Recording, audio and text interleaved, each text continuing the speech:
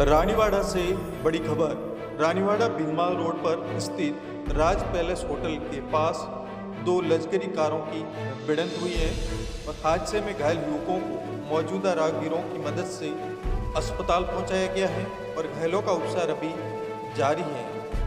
Raniwara Bhinmal road पर स्थित राज palace hotel के पास का ये कार का भिड़ंत बताया जा रहा है और इसमें दो लश्करी कारों की भिड़ंत हुई है और हादसे में घायल युवकों को राहगीरों की मदद से तुरंत अस्पताल पहुंचाया गया है। हालांकि घायलों का उपचार अभी तक जारी है।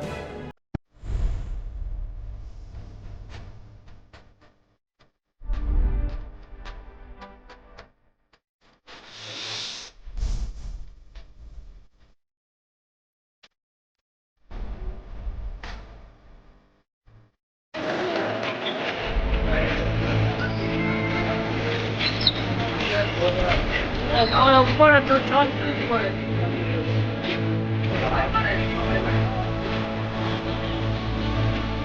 No, भवानी होटल है क्या?